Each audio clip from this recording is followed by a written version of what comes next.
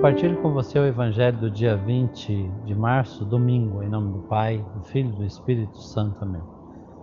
Lucas capítulo 3, versículo de 1 a 9. Naquele tempo, vieram algumas pessoas trazendo notícias a Jesus a respeito dos galileus que Pilatos tinha matado, misturando o seu sangue com os dos sacrifícios que ofereciam. Jesus lhes respondeu: Vós pensais que esses galileus eram mais pecadores do que todos os outros galileus por terem sofrido tal coisa? Eu vos digo que não. Mas se vós não vos converterdes, ireis morrer todos do mesmo modo. E aqueles 18 que morreram quando a torre de Siloé caiu sobre eles, pensais que eram mais culpados do que todos os outros moradores de Jerusalém? Eu vos digo que não. Mas se não vos converterdes, ireis morrer todos do mesmo modo. E Jesus contou esta parábola. Certo homem tinha uma figueira plantada na sua vinha. Foi até ela procurar figos e não encontrou. Então disse ao vinhateiro: Já faz 3 anos que venho procurando figos nessa figueira e nada encontro. Corta-a. Por que está ela inutilizando a terra? Ele, porém, respondeu: Senhor, deixa a figueira ainda este ano. Vou cavar em volta dela e colocar adubo. Pode ser que venha a dar fruto. Se não der, então tu a cortarás. Palavra da salvação, glória a vós, Senhor. O texto do Evangelho de hoje traz 2 acontecimentos trágicos: a matança ordenada por Pilatos e a queda de uma torre que matou 18 pessoas. A questão de fundo neste Evangelho é: essas pessoas morreram por quê? Foram castigadas? Os fariseus tinham uma resposta pronta.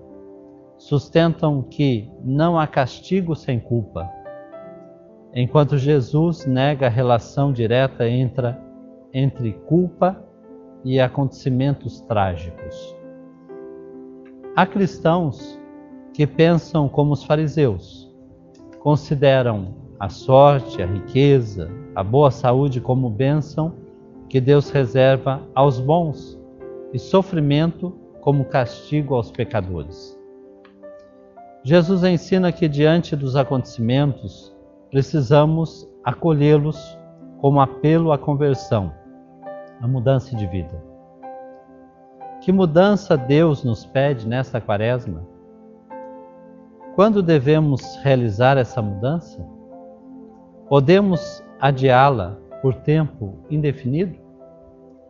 A resposta a essas perguntas está na segunda parte do Evangelho, a figueira estéril.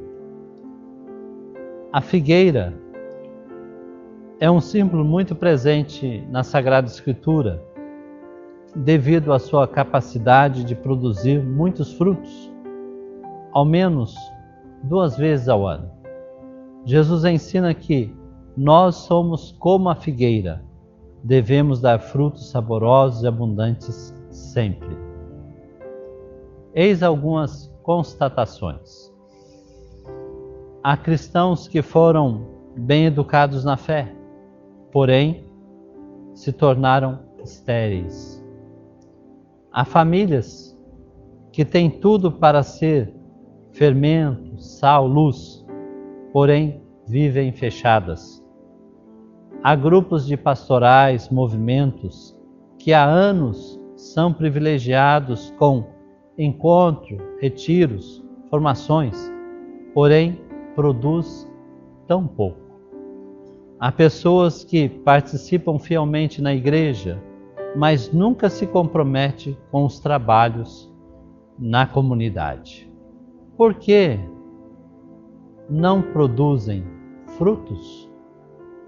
A resposta pode ser dada através da parábola que segue. Um fazendeiro tinha um irmão que possuía um magnífico pomar repleto das melhores árvores frutíferas. Sua habilidade e suas maravilhosas árvores eram afamadas em toda parte.